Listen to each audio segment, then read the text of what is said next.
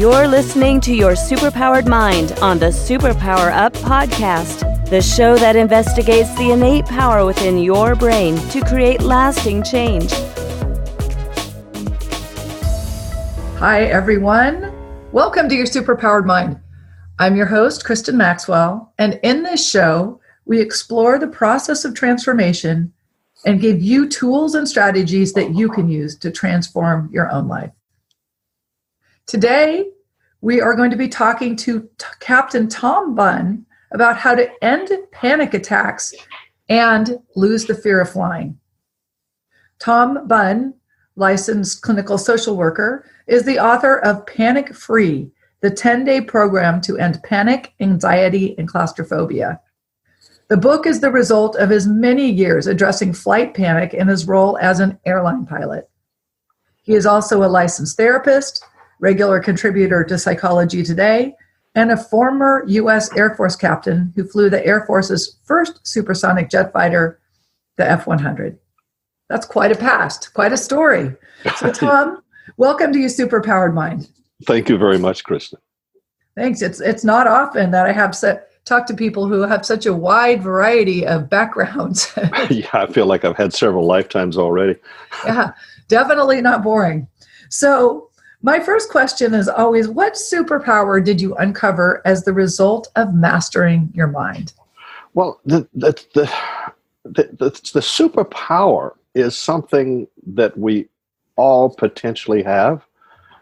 We have what's called the autonomic nervous system. Auto, first four letters, tells you it should work automatically. It's got two parts, one that revs us up, one that calms us down. Easy way to think about this is your car. You've got an accelerator pedal and you've got a brake pedal.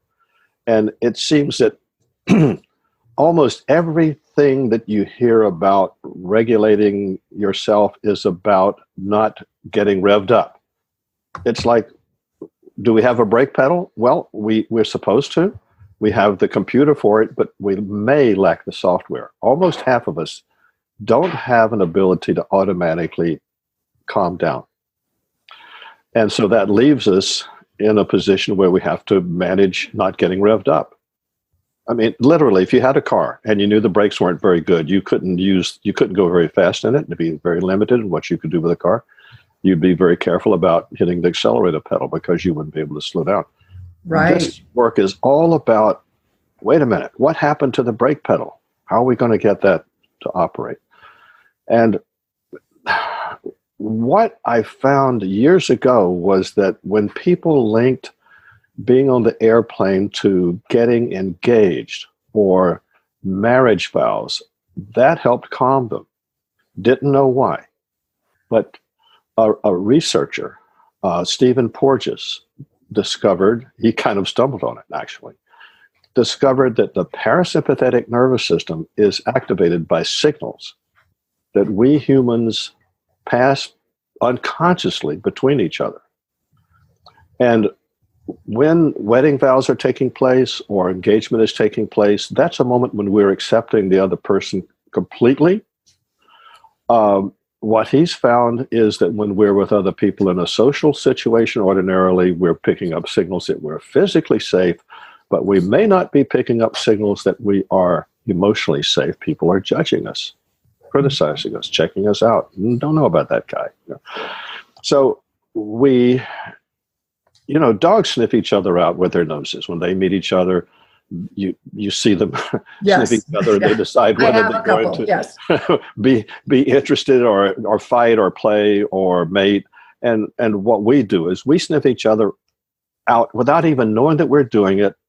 And the signals that we pick up unconsciously, according to Steve Porges, can, if they're benign, calm us down by activating the parasympathetic nervous system. And it's not totally on or off. It's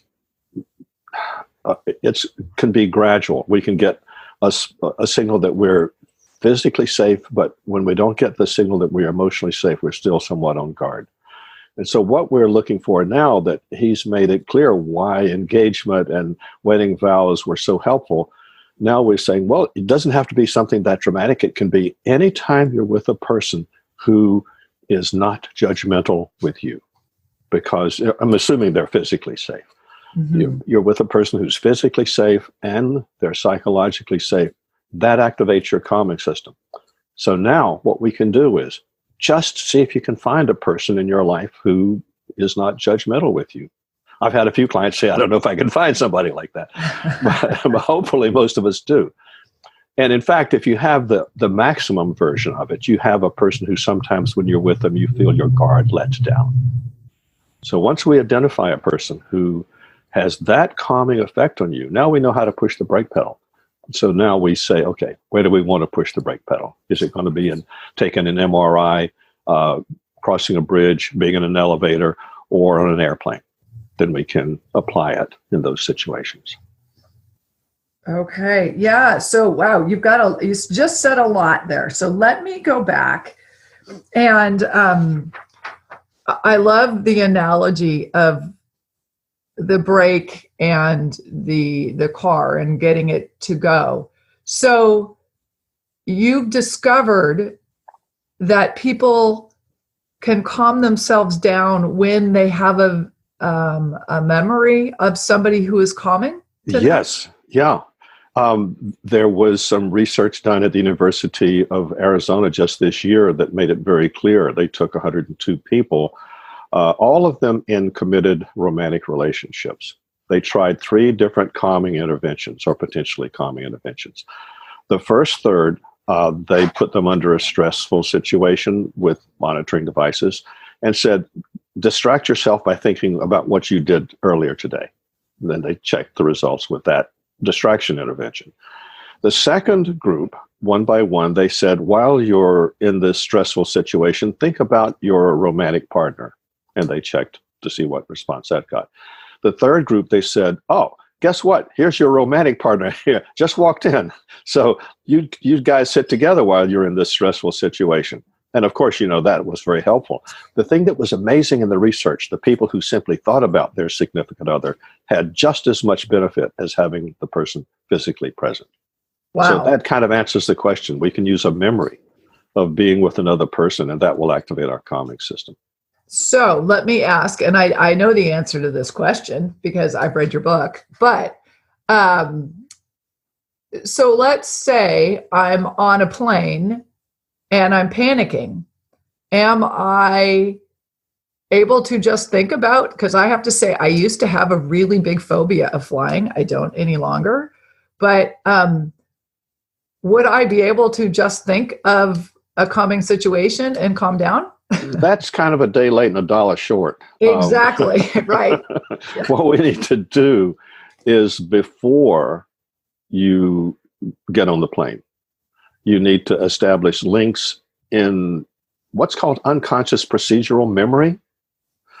That's a part of the brain that's not troubled by stress hormones. It's in the subcortex. Cortex, when you get stressed, doesn't work very well. We can get overloaded. And that's what happens in panic. So you really can't do anything to help yourself at all. Right. But before you even get on the plane, actually days before, you want to train your mind to unconsciously take care of you by, let's say, you think about your friend who's calming to be with. And they have a photograph of the plane taking off by their face.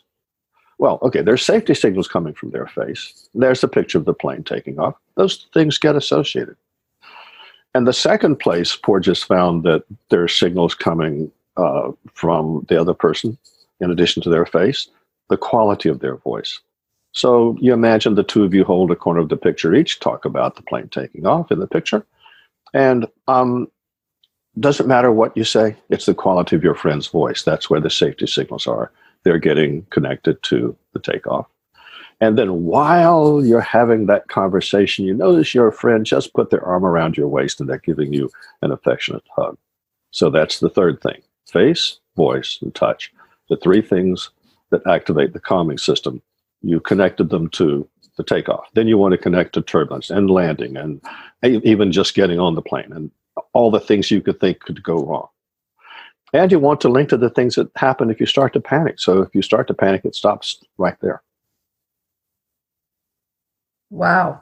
Okay, so I want to go through and unpack a little bit more of what you said. But before we do that, we do need to go to a break. So where can people learn more about you and this process and your books? Well, we have two websites. One is easy to remember, fearofflying.com. There's a lot of free stuff there and also courses. And the book is SOAR, The Breakthrough Treatment for Fear of Flying. That's on Amazon, as well as other places. Then for panic, the book is Panic Free, the 10-day program to end panic, anxiety, and claustrophobia. And for that, I have a website, panicfree.net. Great. We are going to take a quick break. And when we come back, we're going to talk more to Tom Bunn about how to end panic attacks and lose the fear of flying. Hello, everyone. This is Tonya Dawn Rekla, Executive Director of Superpower Experts. And we want to thank each of you for making Superpower Up the #1 podcast network for personal development and spiritual growth. Because people like you have the courage to say that mindfulness, healthy living, disrupting reality, the pursuit of consciousness, responsible entrepreneurship, and radical parenting matter, we now amass over 1 million downloads monthly in more than 90 countries. Our numbers keep growing because there are far more people willing to live divergently than mass media wants to acknowledge. For you, the change makers, the light bearers, the way showers, we say thank you. If you're ready to take the next step in your evolution, go now to superpowerexperts.com and take the Superpower Quiz. And as Neva Lee Rekla, our youngest podcaster, likes to remind us, remember, we all have superpowers and we can change the world. Welcome back, everyone. I want to back up a little bit. And just because it's just, I am curious, how did you go from being an airline captain to working with the fear of flying and panic? Well, I was at Pan Am, and we had a captain there who started a fear of flying course, one of the first fear of flying courses. And I worked with him as a volunteer. His approach was to learn more about how flying works so that it's really controlled. Plus, how do you deal with the feelings? He said, do relaxation exercises. You can't be relaxed and fearful at the same time, which is true maybe, but just because you're relaxed doesn't mean you can't get fearful. So right.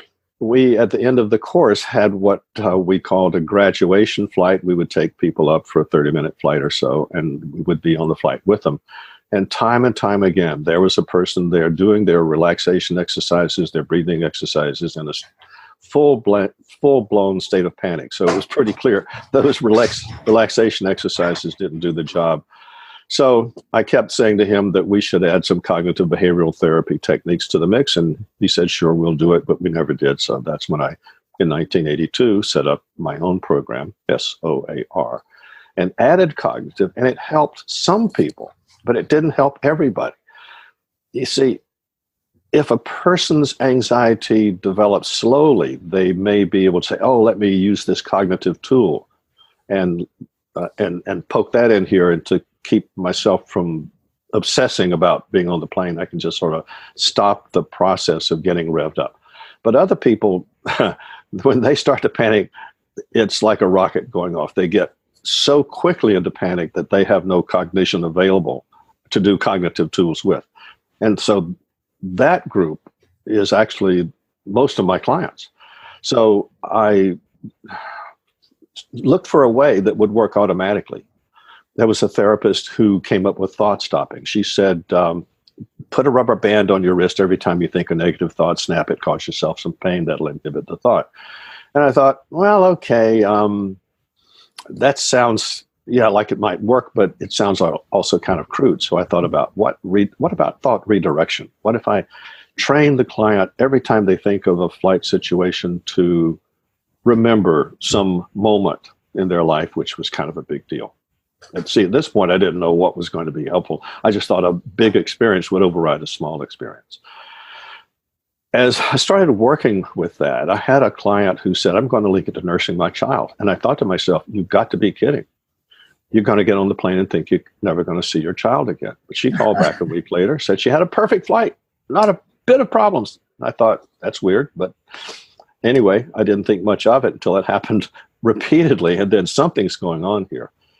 And this was about the time that Sue Carter, big expert on oxytocin, had discovered that when a mother nurses a child, she produces a huge amount of oxytocin. Oxytocin pretty much shuts the fear system down, can't produce stress hormones. And the idea here is nature sets it up so that, you know, it takes a while to nurse a child. So maybe halfway through, what if the mom got anxious that she's got other things she needs to do? I got to stop nursing and do those things. Well, nature protects the child by, she can have the thoughts, but she can't have any stress hormones that give her any real urge to stop nursing. She can have the thought, I should do other things, but later. So it was clear that that worked. But then what about the other things? That's, as I kept experimenting, then I found this other thing. The wedding vows, the getting engaged was working. So finally, after some years, it became clear that we were not really doing thought redirection. We were just doing Pavlovian psychology. You know, Pavlov rang a bell, Right. had the dogs and so on. Then he could just ring the bell and they would salivate. So we were doing two things. One, we were getting by linking the airplane situations to nursing, we were causing the person, when the event happened on the plane, to unconsciously remember nursing and produce oxytocin. That keeps you from hitting the gas pedal. The other was, if you link it to a moment with a person who's completely accepting, activates the calming system.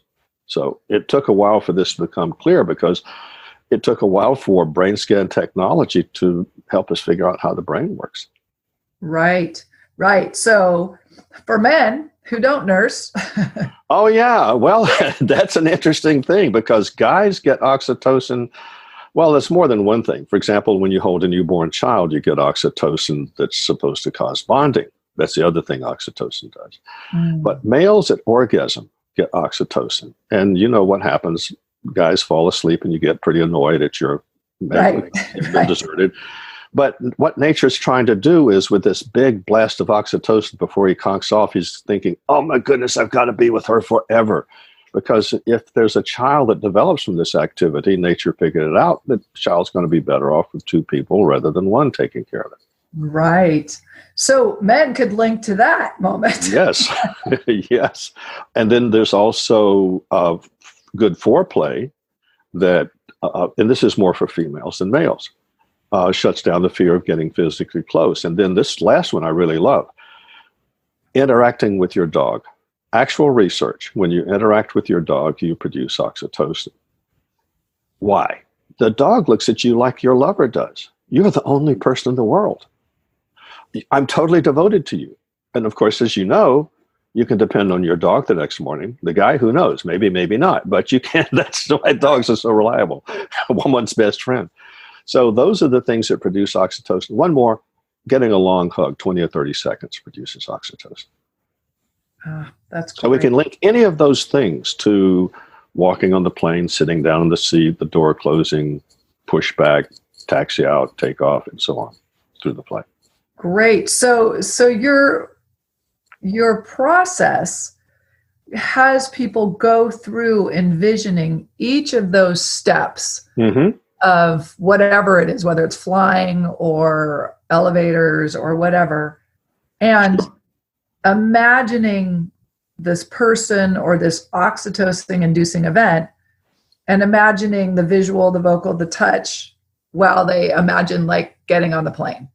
Is that? Yeah, if you go back to the idea of Pavlov and his dogs, it's kind of like if Pavlov could have said to the dogs, hey, I'm going to ring a bell, but I want you to imagine food, then maybe that would be an analogous to what we're doing. Yeah, this can all be done in memory. You don't actually have to walk through it. Although if you do have a dog, you can sit down with the dog and print out some pictures we have on the website and link them actually in real life. But you can do it just fine, just through imagination.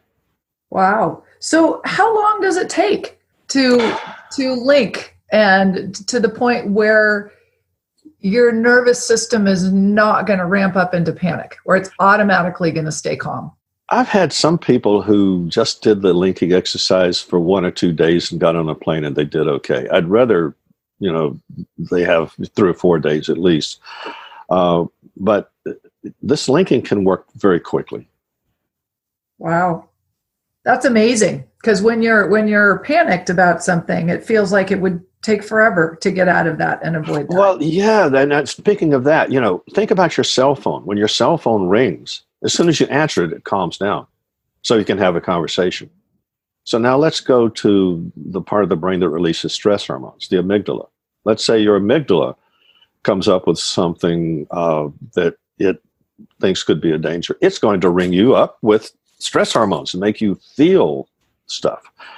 And I think most people have, as soon as they get this feeling of alarm, they downregulate it to a lower level of curiosity. Oh, what's going on?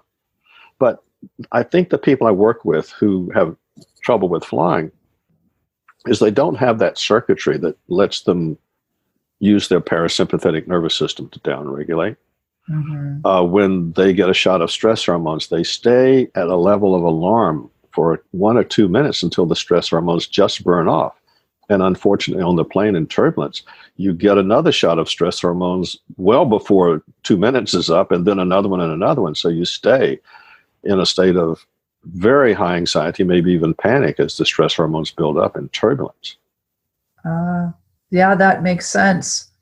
So how successful is your method? Well, to me, it's amazing. Surprising. I got to tell you, I every time I work with someone, I still have this strange feeling. I hope this works. But if I look at the stats, it's astounding. The number of people who I sent out a survey to a few hundred people who've been through the SOAR program. And we have one that's 9 hours long of video and 2 hours of counseling, and we have some shorter ones that are about half of that. And the ones who went through the longer program, I asked them, did you have panic on the ground? Yes or no? And then after the program, do you still have panic on the ground? And then, did you have panic in the airplane before? Almost all of them said yes. And did you have panic afterwards? And it was in the 80% range where people had panic on the airplane, 80% range they'd had panic on the ground and no longer had it. Wow. The panic had stopped. Yeah. And the thing that's really astounding is all this time I had been buying into the idea that you see about cognitive behavioral therapy. It's the gold standard treatment for panic. And when I started realizing that people are getting this benefit on the ground without us even focusing on the ground, we were just focusing on the airplane. It generalized to the ground situations. And so I took a look and have one client who's a researcher and does statistical research with people for biological products. And so we started looking into what is the actual remission rate with CBT. Turns out 16%. One person out of 5 or 6 gets benefit to the point where panic stops with CBT. And we're running 80-some% without even trying. So that's why I wrote the book, Panic Free, because there's no reason why people need to not have a method available to them when they can, instead of going to session after session of CBT and not getting very good results, read a book and 2 or 3 days later, not have panic attacks anymore. Yeah, that's pretty incredible. It's funny, as we're talking, as I mentioned, I used to not panic on airplanes, but I pretty much had a pretty much strong phobia of it. I was highly anxious and I dreaded flying anywhere, and I would put it off and avoid it if I could. And what I just realized is I followed this process without even realizing it. I had friends who lived on a hill above the San Diego airport, and we would sit outside and have a glass of wine and watch the planes take off. And I sat there and watched plane after plane after plane take off while I was really relaxed with my friends. And then I would get on, and I still do this, and it's, oh my gosh, 20 years later, I get on the plane And when we're taking off, I imagine sitting on the balcony with my friends watching planes take off. Your friends are still psychologically active with you. Yeah. And linked to the plane taking off. Yeah. And I'm super calm. And now I enjoy flying. I look forward to it. Kristin, let me tell you that when I was a kid, my parents had a florist business, and one of the people who worked there in the florist business was a black guy named Ennis. He was about 10 years older than me. And I grew up in a very religious family, and so it seemed like everything I did was wrong. A lot of judgment. But when it rained, Ennis, his name, Ennis didn't have work to do in the garden, so we'd go sit on the front porch and watch it rain. And he didn't judge me. He was the only person in the house that didn't. And so we would sit there and just in North Carolina with these big thunderstorms, the rain would pool in the street. And as the rain then came down, the raindrops would kick up the water, and he would say they're jumping jacks. So we'd sit there and watch the jumping jacks for an hour or so. Did that many times. Years later, in the Air Force in Germany, bought a race car. And in Germany, and in Europe in general, when it rains, they don't cancel the race. They just go ahead and run it. And most drivers are terrified of racing in the rain. But when the rain started, I got calm.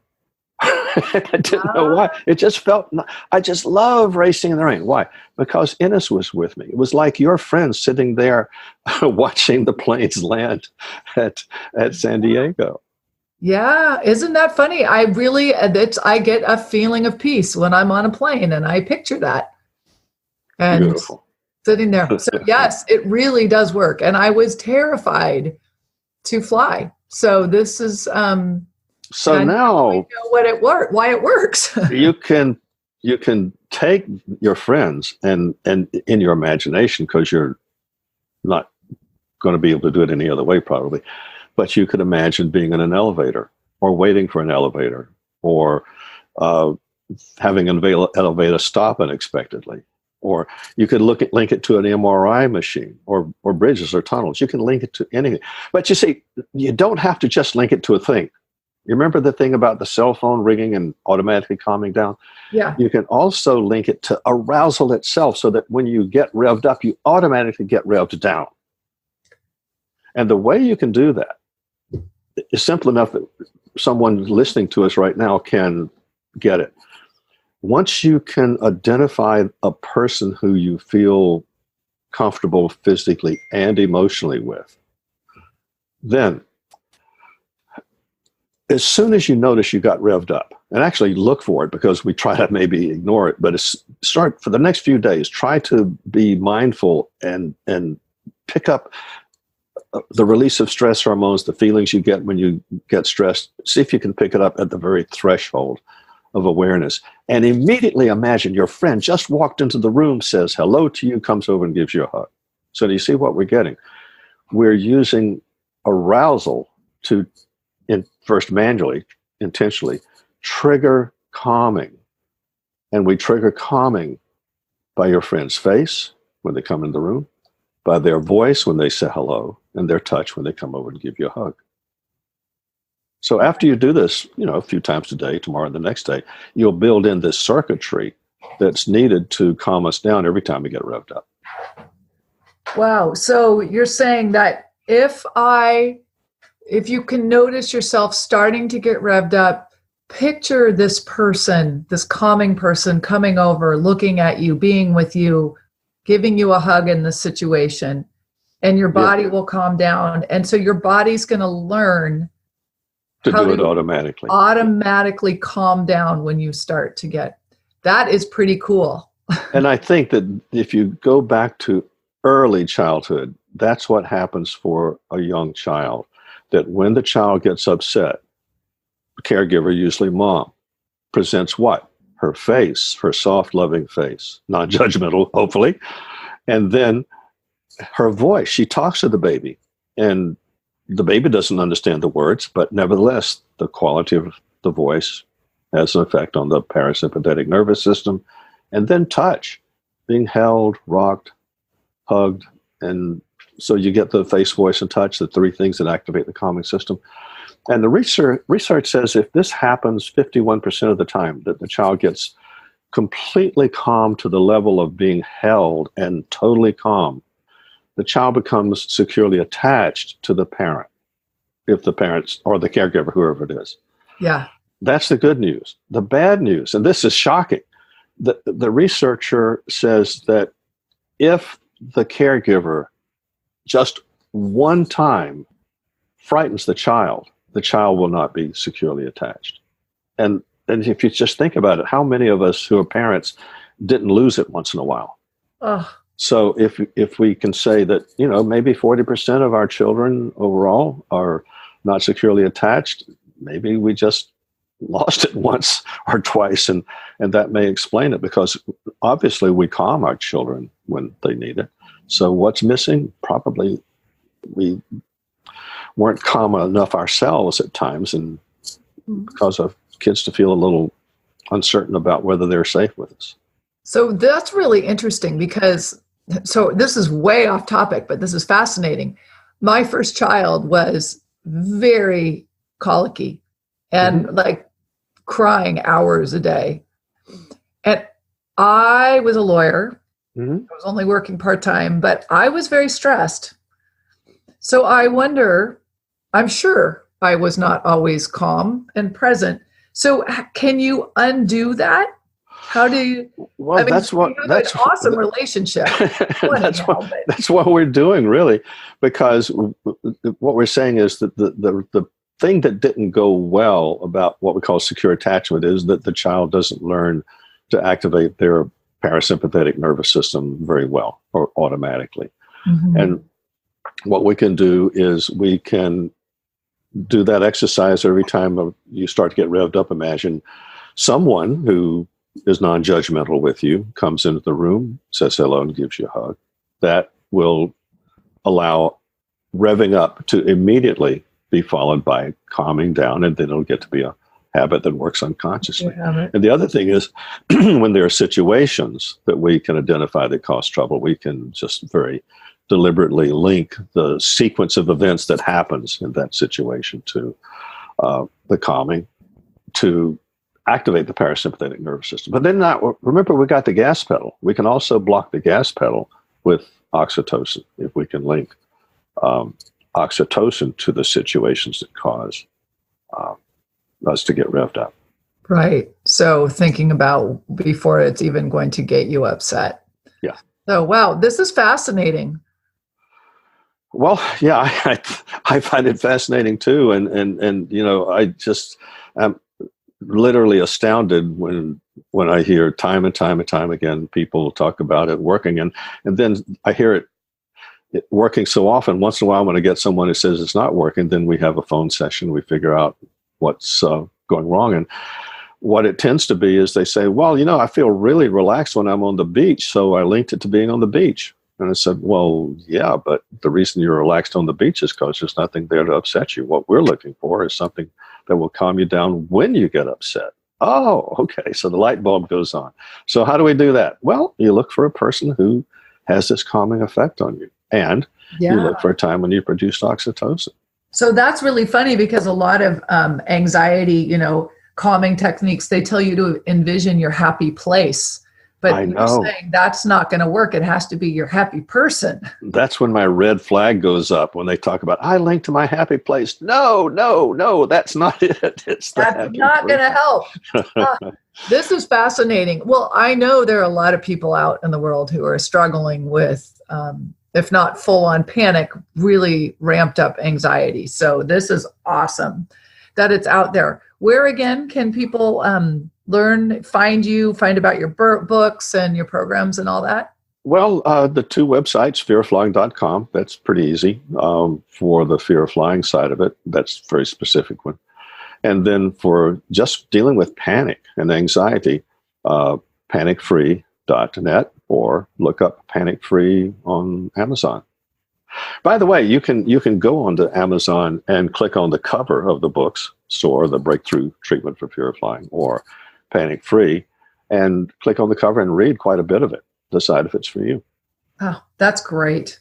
Well, thank you so much for sharing your wisdom with us. Thank you for doing this work in the world and getting it out to help people, because we could all use a little bit more calm in our life and techniques for bringing calm and peace. We can be a lot more superpowered when we know we've got a braking system that'll slow us down when we need to. It's exactly right, with that trust and knowing there's something there that will help you. So thank you, listeners. Thank you for being here, for being really interested in improving your life and the life of the world. And until next time, go out and remember that you do hold the power to change and transform your world. Are you ready to discover your superpowers? Go now to superpowerexperts.com and take the superpower quiz today.